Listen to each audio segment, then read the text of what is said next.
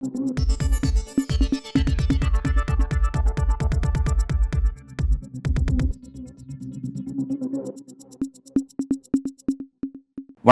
இது news focus Tamil. சாதாரண ஒரு மனுஷனை போல நான் வந்து ஒரு பெண்ணுடைய வயிற்றிலிருந்து பிறந்து வரல. கடவுளால் ஒரு மிகப்பெரிய ஒரு காரியத்தை செய்வதற்காக இந்த பூமிக்கு நான் அனுப்பப்பட்டிருக்கேன். கடவுளால் படைக்கப்பட்ட ஒரு ஒரு விசித்திரமான ஒரு அறிவுஜீவி, விசித்திரமான ஒரு பிறவி அப்படிங்கிற மாதிரி தன்னை கிளைம் பண்ணிக்கிட்ட பிரதமர் நரேந்திர மோடி 2024ல் பெரும்பான்மை இழந்து தேர்தலில் ஒரு அடி வாங்கினார். அதன் பிறகு மீண்டும் ஒரு அடி ஒன்று வாங்கியிருக்கிறார். அந்த அடி வாங்கினதுக்கு பிறகு அவர் தெரியப்படுத்திய கருத்து என்னவாக இருக்குது அப்படின்னா, கீழே விழுந்துட்டேன், குப்புற விழுந்துட்டேன், ஆனாலும் என்னுடைய மீசையில் மண் ஒட்டலை அப்படின்ற மாதிரி ஒரு கதையை சொல்லியிருக்கேன். அதை பற்றி தான் நம்ம இன்றைக்கி இந்த வீடியோவில் பார்க்க போகிறோம். நடந்து முடிந்த இடைத்தேர்தல் 13 தொகுதிகளில் கிட்டத்தட்ட 7 மாநிலங்களில் 13 தொகுதிகளில் இடைத்தேர்தல் நடந்து முடிஞ்சிருக்கிறத பார்த்துருக்கோம். அதில் அதிகபட்சமாக வெஸ்ட் பெங்காலில் நடந்துச்சு. வெஸ்ட் பெங்காலில் 4 தொகுதியில் நடந்துச்சு. 4 தொகுதியில் பார்த்தீங்கன்னா அங்கே பாஜக வசம் 3 தொகுதி இருந்துச்சு, ஒன்று வந்து திரிணாமுல் காங்கிரஸ் வசம் இருந்துச்சு. இப்போ இடைத்தேர்தல் முடிவுக்கு பிறகு அந்த 4மே திரிணாமுல் காங்கிரஸுக்கு ஷிஃப்ட் ஆயிருக்கு. ரொம்ப முக்கியமாக கவனிக்க வேண்டியது என்ன அப்படின்னா, வெற்றி பெற்றதுக்கும் தோல்வி அடைஞ்ச, அதாவது 2வது இடத்துக்கு வந்த பாஜகவுக்கும் வெற்றி பெற்ற திரிணாமுல் காங்கிரஸுக்கும் இடையிலான அந்த வாக்கு வித்தியாசம் பார்த்தீங்கன்னா கிட்டத்தட்ட 50,000லேருந்து 75,000 வரையும் அந்த 4 தொகுதியிலுமே இருக்குது. அப்போ அந்தளவுக்கு ஒரு பெருவாரியான ஒரு வாக்கு வித்தியாசத்தில் மீண்டும் வந்து நாடாளுமன்ற தேர்தலுக்கு பிறகு இடைத்தேர்தலில் மம்தா பானர்ஜி பாஜகவை ஒரு பெரிய அளவில் ஒரு வீழ்த்திருக்காங்க அப்படிங்கிறது ரொம்ப முக்கியமான ஒரு விஷயமா பார்க்குறோம். இது ஒரு முக்கியமான டைமென்ஷன்ஸ். அடுத்ததாக பார்த்தீங்கன்னா இமாச்சல் பிரதேஷ், அங்கே சுக்விந்தர் சிங் தலைமையில் காங்கிரஸுடைய ஆட்சி நடந்துட்டுருக்கு. அங்கே வந்து 3 சுயேட்சை வேட்பாளர்கள் அவங்க வந்து இந்த முறை வந்து பாஜக கட்சியும் காங்கிரஸ் கட்சியும் தங்களுடைய எம்எல்ஏ சீட்ஸை இழந்திருக்காங்க அப்படிங்கிறத பார்க்குறோம். 3ல் 2 இடத்துல காங்கிரஸ் ஜெயிச்சிருக்காங்க, ஒரு இடத்துல பாஜக ஜெயிச்சிருக்காங்க. ஓகே, அடுத்ததாக பார்த்தீங்கன்னா உத்தரகாண்ட் அப்படிங்கிறது உத்தரப்பிரதேசத்துலேருந்து பிரித்து எடுக்கப்பட்ட ஒரு மாநிலமாக இருக்குது. அந்த மாநிலத்தில் அங்கே பாஜக ஆட்சி செஞ்சிட்ருக்காங்க. அங்கே ஆளுங்கட்சியாக இருக்கக்கூடிய பாஜகவை தாண்டி எதிர்கட்சியாக இருக்கக்கூடிய காங்கிரஸ் 2 இடத்துல வெற்றி பெற்றிருக்காங்கிறது ரொம்ப முக்கியமான விஷயம். அது வந்து அந்த பத்ரிநாத் போன்ற மிகப்பெரிய ஆன்மீக இந்துக்களுடைய ஒரு ஆன்மீக சுற்றுலா இருக்கக்கூடிய ஒரு இந்துத்துவனுடைய அடுத்த கட்ட ஒரு லெபார்ட்டரியாக வளர்ந்துட்டு வரக்கூடிய ஒரு உத்தரகாண்டில் அங்கே வந்து காங்கிரஸ் வெற்றி பெற்றிருக்காங்கிறது ரொம்ப ஒரு முக்கியமான ஒரு விஷயம். 2 இடத்துல வெற்றி பெற்றிருக்காங்க. பஞ்சாபில் பார்த்தீங்கன்னா ஒரு முக்கியமான ஒரு டைமென்ஷன்ஸ் அங்கே என்னன்னா, அங்கே ஆம் ஆத்மி வேட்பாளர் பேர் என்னன்னா மொஹிந்தர் பகத். தோத்த 2வது இடத்துக்கு வந்த பாஜக வேட்பாளர் யாருன்னு பார்த்தீங்கன்னா ஷித்தல் அங்கூரல். சரியா, வாக்கு வித்தியாசத்தில் எவ்வளோ ஜெயிச்சிருக்காங்க பார்த்தீங்கன்னா கிட்டத்தட்ட 37,300 வாக்கு வித்தியாசத்தில் ஜெயிச்சிருக்காங்க. ஆம் ஆத்மி ஜெயிச்சிருக்காங்க. இதில் என்ன ஒரு பியூட்டி அப்படின்னா, ஏற்கனவே அங்கே பாஜக சார்பாக நின்று தோத்தார் பார்த்தீங்களா, அங்கூரல் இருக்கார் பார்த்தீங்கன்னா, அவர் ஏற்கனவே ஆம் ஆத்மியில் எம்எல்ஏ வந்தார்.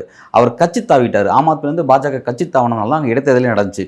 அப்படி இருந்த இடைத்தேர்தலில் திரும்ப அங்கே பாஜக போய் அவர் தோற்றுருக்கார். ஆல்ரெடி எம்எல்ஏ இருந்தவர் அங்கே போய் பாஜக தாவி அங்கே போயிட்டு தோற்றுருக்கிறார். அப்போ அங்கே ஆம் ஆத்மி வேட்பாளர் திரு பகத் வந்து வெற்றி பெற்றிருக்காருங்க கவனிக்கிறோம். அப்போ பஞ்சாபை பொறுத்த வரைக்கும் அங்கே வந்து கேண்டிடேட்ஸ் மக்கள் யாருன்னு பார்க்கல, எந்த கேண்டிடேட்னு பார்க்கல, எந்த சின்னத்தில் நிற்கிறான் தான் பார்க்குறாங்க. அவங்க கையில் தொடப்பம் இருக்கா அல்லது தாமரை கையில் பிடிச்சிருக்கானா அப்படின்னு பார்க்குறாங்க. தொடப்பத்தை வச்சுருந்தா மக்கள் வந்து நம்மளோட சேர்ந்து பயணிக்கலாம் அப்படின்னு மக்கள் வந்து அணைச்சிக்கிறாங்க போல இருக்குது. தாமரையெல்லாம் எடுத்துகிட்டு வந்தாங்கன்னா நீ குளத்திலே போய் சேரு அப்படின்ற மாதிரி மக்கள் வந்து அங்கே வந்து விரட்டி அனுப்பிச்சிடறாங்க அப்படிங்கிறதான் இந்த ஒரு தொகுதியில் நடந்த இடைத்தேர்தல் முடிவு நமக்கு காட்டுது. பஞ்சாபில் அந்த ஒரு தொகுதியில் நடந்த தோல்வியை பற்றி பாஜக பேசவே மறுக்கிறாங்க அப்படிங்கிறது ரொம்ப முக்கியமான ஒரு விஷயமாக அங்கே கவனிக்கிறோம். அடுத்ததாக தமிழ்நாட்டில் விக்கிரவாண்டி தொகுதி, விழுப்புரம் மாவட்டத்தில் கூடிய விக்கிரவாண்டி தொகுதி எலெக்ஷன் நடந்துச்சுங்கிறத பார்த்தோம். ரொம்ப பெரிய லெவலில் இங்கே இருக்கக்கூடிய மாஸ் மீடியாஸ் வந்து கிட்டத்தட்ட ஒரு 3-4 நாட்களாகவே அதை பெரிய லெவலில் டிஸ்கஸ் பண்ணியிருக்காங்கிறத பார்க்குறோம். அங்கே என்ன ஒரு பியூட்டி அப்படின்னா வந்து வழக்கமாக தமிழ்நாட்டில் 20 ஆண்டுகளுக்கு மேலே ஆளும் கட்சி இடைத்தேர்தலில் ஜெயிக்கிறதுங்கிறது ஒரு எழுதப்படாத ஒரு வரலாறு ஆகிப்போச்சு. அதில் வந்து பேசுறதுக்கு எந்த விதமான விஷயம் கிடையாது. ஆனால் நம்ம இப்போ வந்து திமுக பற்றி பேச போதில்லை. அங்கே தேர்தலே பங்கெடுக்காமல் தோத்தது யார் அப்படிங்கிறத அங்கே பேச வேண்டியதாக இருக்குது. யார் அப்படின்னா நம்ம அதிமுகவுடைய பொதுச்செயலாளர் எதிர்க்கட்சித் தலைவர் எடப்பாடி பழனிசாமி தேர்தலே புறக்கணித்து தேர்தலே பங்கெடுக்க மாட்டேன்னு சொல்லி ஆனால் தேர்தலில் தோற்றுருக்கார். எப்படின்னு பார்த்தீங்கன்னா, அவர் வந்து தேர்தலில் பங்கெடுக்காமல் போனதுக்கு அவர் ஒரு காரணம் சொன்னார். தேர்தல் நேர்மையாக நடக்காது அப்படின்ற ஒரு காரணத்தை சொன்னார். அதன் காரணமாக தேர்தல் புறக்கணிப்புன்னு சொல்லி சொன்னார். அப்போ அதிமுகவினர் வாக்கு யாருக்கு போனோம் அப்படின்ற போது அதிமுகவினர் யாருக்கும் வாக்களிக்க மாட்டாங்க அப்படிங்கிறதுன்னு சொல்லி சொன்னார். ஆனால் சொல்லிவிட்டு சைலண்டாக என்ன ஒரு விஷயத்தை முன் வச்சேன்னா, நம்ம ஆட்கள் யாரும் பாமக ஓட்டு போட்டக்கூடாது, ஏன்னா என்டிஏல பாமக அடுத்த கட்டத்துக்கு வளர்ந்துடக்கூடாது, அதனால் நாளைக்கு நமக்கு ஒரு நெருக்கடி இருக்குது அப்படின்ற மாதிரி பாமக யாரும் ஓட்டு போடக்கூடாதுன்ற மாதிரி ஒரு ரகசிய கூட்டம் நடத்தி அதில் நிர்வாகிகளுக்கு ஒரு உத்தரவுலாம் போட்டிருந்தாரெலாம் ஒரு நியூஸ் வந்துச்சு. ஆனால் அவர் ரகசியமாக நடந்த கூட்டத்தில் அவர் போட்ட உத்தரவும் பின்பற்றப்படல. வெளிப்படையாக வந்து அவர் தெரிவித்த யாருக்கும் ஆதரவு தெரிவிக்க மாட்டோம், எங்களுடைய ஆட்கள் யாருக்கும் வாக்களிக்க மாட்டாங்கன்னு சொன்ன அந்த விஷயமும் நடக்கலை. அப்போ வந்து என்னென்னா கிட்டத்தட்ட 82.68% நினைக்கிறேன், ஆல்மோஸ்ட் 83% வாக்குகள் பதிவாகிச்சு. ரொம்ப பெரிய அளவிலான வாக்குகள் 1,96,000க்கும் மேற்பட்ட மக்கள் வந்து வாக்களிச்சிருந்தாங்க அந்த எலெக்ஷனில். பெரிய அளவில் 1,00,000க்கும் மேற்பட்ட வாக்குகளை பெற்று திமுக வெற்றி பெற்றுச்சு. 2வது இடத்துக்கு பாமக வந்துச்சு. ஆனால் அதிமுகவுடைய எடப்பாடி பழனிசாமி அவர் சொன்ன விஷயங்கள் அங்கே அவருடைய ஆதரவாளர்களோ அல்லது அவருடைய நிர்வாகிகளோ அல்லது வழக்கமாக அதிமுக வாக்களிக்கக்கூடிய வாக்காளர்களோ யாருமே அதை பின்பற்றலை அப்படின்றதுனால அங்கேயும் வந்து தேர்தலை பங்கெடுக்காமல் ஏற்கனவே 10 தோல்வி சந்தித்த எடப்பாடி பழனிசாமி மீண்டும் தேர்தலில் பங்கெடுக்காத ஒரு தோல்வி அவர் சந்திச்சிருக்காரு அப்படிங்கிறத கவனிக்க வேண்டியதாக இருக்குது. ஏற்கனவே அவர் சில ஆலோசனை கூட்டம் நடத்திட்டு இருக்காரு. அந்த கூட்டத்தில் விக்கிரவாண்டி தேர்தல் முடிவுகளில் நீங்கள் சொன்ன கருத்தை அங்கே யாரும் பின்பற்றலைன்ற ஒரு விஷயமும் அவரை நோக்கி ஒரு கேள்வியை வைக்கிறாங்க. அது அவருக்கு இன்னும் ஒரு நெருக்கடியாக மாறிட்டு இருக்கு. அவர் விரைவிலே ஒருங்கிணைப்பு ஒன்றிணைந்து அதிமுக நோக்கி நகராரா அல்லது அவர் தலைமையிலான தனியாக ஒரு அதிமுக உடைய போதா அப்படிங்கிறது அடுத்த கட்ட தமிழ்நாட்டு அரசினுடைய பரபரப்பாக இருக்குது. அது எப்படி நகருதுங்கிறத பொறுத்திருந்து பார்ப்போம். அடுத்ததாக பார்த்தீங்கன்னா பீகாரில் பார்த்தீங்கன்னா ரொம்ப முக்கியமான டைமென்ஷன்ஸ். அங்கே வந்து பார்த்தீங்கன்னா இந்திய கூட்டணியும் வெற்றி பெறல, என்டிஏவும் வெற்றி பெறல, பாஜக தலைமையில் என்டிஏவும் வெற்றி பெறல. யார் வெற்றி பெற்றாருன்னு பார்த்தீங்கன்னா ஒரு சுயேட்சை வேட்பாளர் வெற்றி பெற்றிருக்காரு. சங்கர் சிங் அப்படிங்கிறவர் வெற்றி பெற்றிருக்காரு. அங்கே ஆல்ரெடி யார் சிட்டிங் எம்எல்ஏ இருந்ததுன்னு பார்த்தீங்கன்னா பீமா பாரதி அப்படின்னு சொல்லிட்டு ஆர்ஜேடி நம்ம தேஜஸ்வி யாதவ் லல்லு பிரசாத் யாதவ் கட்சியை சேர்ந்த ஒரு எம்எல்ஏ தான் வந்து சிட்டிங் எம்எல்ஏ இருந்திருக்காங்க.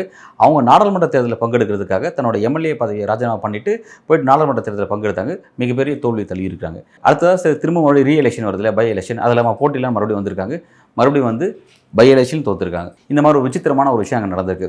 இங்கே ரொம்ப கவனிக்க வேண்டியதுன்னா பீகார் பாலிட்டிக்ஸை ரொம்ப கவனிக்க வேண்டியது இருக்குது. ஏன்னா பீகாரில் பை எலெக்ஷன் முடிவு என்னத்தை காட்டுது அப்படின்னா இங்கே மக்கள் வந்து அந்த குறிப்பிட்ட அந்த ரூபாலி தொகுதியில் ஆர்ஜேடியும் நம்மள நிதிஷ்குமார் தலைமையான ஜேடியும் நம்பலை அப்படிங்கிறத கவனிக்கிறாங்க. அதாவது இந்தியா கூட்டணியும் கிடையாது, என்டிஏவும் கிடையாது, எங்களுக்கு வந்து சுயேட்சை வேட்பாளர் போதும் அப்படின்ற அளவில் அங்கே மக்கள் ஒரு முடிவு எடுத்திருக்காங்க. அந்த சங்கர் சிங் சுயேட்சை வேட்பாளர் வெற்றி பெற செஞ்சுருக்காங்கிறது ரொம்ப முக்கியமான ஒரு டைமென்ஷன்ஸ். ஏன் இங்கே வந்து நம்ம இந்த பீகார் ரொம்ப முக்கியமாக கவனிக்கிறோம் அப்படின்னா நடந்து முடிந்த நாடாளுமன்ற தேர்தலில் இந்தியா கூட்டணியை ஏமாற்றிய ஒரு ஸ்டேட் அப்படின்னா அது பீகார் தான். அதே மாதிரி என்டிஏக்கு அதாவது பாஜக தலைமையிலான ஒரு என்டிஏக்கு மிகப்பெரிய ஒரு வெற்றி கொடுத்ததும் அதே தான். 2019 நடந்த நாடாளுமன்ற தேர்தலையும் மோடிக்கு மிகப்பெரிய வெற்றியை கொடுத்த ஒரு ஸ்டேட் அது. தற்போது 2024 அதை தான் கொடுத்துருக்கு. இங்கே எதிர்க்கட்சிகளுக்கு மிகப்பெரிய தோல்வியே கொடுத்துச்சு. அதே மாதிரி தான் இப்போ பை எலெக்ஷன் நடக்குது. அப்படின்னும் போது அங்கே இருக்கிற டைமென்ஷன்ஸ், அங்கே இருக்க பாலிடிக்ஸை ரொம்ப தீவிரமாக இந்திய கூட்டணி பரிசீலிக்க வேண்டியது இருக்குது. குறிப்பாக ஆர்ஜேடியுடைய தேஜஸ்வி யாதவும் காங்கிரஸினுடைய ராகுல் காந்தி அவர்களும் ரொம்ப தீவிரமாக பீகாரோட பாலிடிக்ஸோட டைமென்ஷன்ஸை கவனிக்க வேண்டியது இருக்குது. ஏன்னா இன்னும் விரைவிலே அங்கே ஒரு ஆண்டில் சட்டப்பேரவை தேர்தல் வர இருக்குது. அப்போ இதே மாதிரி டைமென்ஷன்ஸ் நகர்ந்து போச்சுன்னா விரைவில் சட்டப்பேரவை தேர்தலில் மீண்டும் பாஜக வெற்றி பெறுவதற்கான வாய்ப்புகள் இருக்குது. அல்லது வேறு என்ன மாதிரியான டைமென்ஷன்ஸ் நகருதுங்கிறது தெரியல. கொஞ்சம் கவனித்து அரசியல் செய்ய வேண்டிய தேவை இருக்குது. அடுத்ததாக பார்த்தீங்கன்னா இறுதியாக மத்திய பிரதேசத்தை பொறுத்த வரைக்கும் ரொம்ப முக்கியமான ஒரு ஸ்டேட்டு. அந்த ஸ்டேட்டில் பார்த்தீங்கன்னா ஏற்கனவே வந்து காங்கிரஸ் வசம் இருந்த ஒரு எம்எல்ஏ சீட்டு பாஜகவுக்கு போயிருக்கு.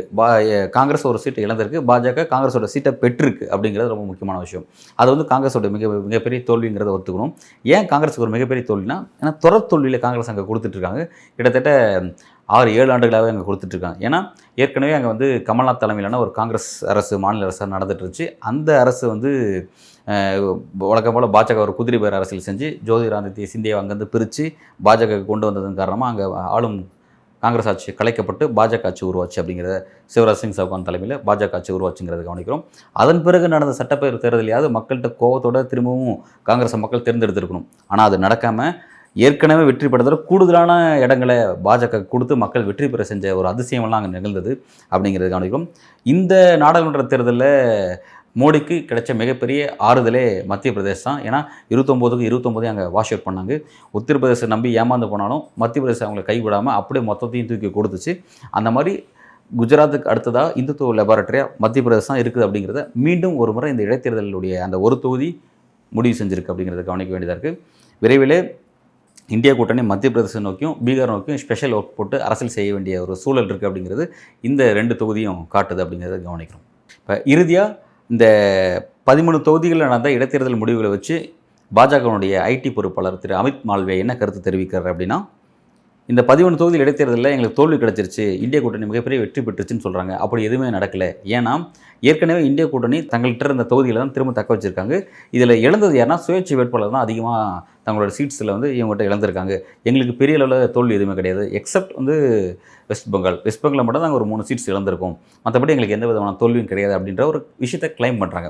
அப்படி கிளைம் பண்ணது மட்டும் இல்லாமல் வெஸ்ட் பெங்கால் எங்கள் தோல்விக்கு காரணம் யாருன்னா அங்கே வந்து வெஸ்ட் பெங்கால் அரசு தேர்தல் ஆணையத்தை இன்ஃப்ளூயன்ஸ் பண்ணி வாக்குச்சாவடிகளை கைப்பற்றி வெற்றி பெற்றிருக்காங்க அப்படிங்கிற மாதிரி வழக்கமாக தோத்தா பேசுவாங்க. பார்த்தீங்கன்னா அது மாதிரி அரசியலை அந்த இடத்துல அவங்களும் சொல்லியிருக்காங்க. அதுக்காக வந்து பாஜகவுடைய தலைவர் நம்ம வெஸ்ட் பெங்காலில் வந்து திரிணாமுல் காங்கிரஸில் வந்து பாஜகவுக்கு தாவானவர் இடி ரைடுக்கு பிறகு அங்கே தாவானவர் சுவேந்த அதிகாரி அவர் தலைமையில் மிகப்பெரிய ஒரு போராட்டம்லாம் அங்கே நடக்குது.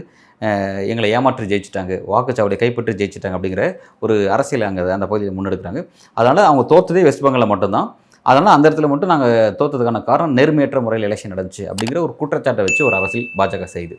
ஓகே, இப்போ நம்ம அமித் மாலவியோட ஸ்டேட்மெண்ட் என்ன சொல்லுது அப்படின்னா, கிட்டத்தட்ட 7 மாநிலங்களில் நடந்த 13 சட்டப்பேரவை தேர்தலில் 10க்கும் மேற்பட்ட இடங்களில் தோல்வியை சந்திச்சிருக்கு பாஜக அப்படின்னும் போது, இது எங்களுக்கு தோல்வியே கிடையாது. ஏன்னா அதுக்கான காரணம் தான் அவங்க சொன்னதை கவனித்தோம்.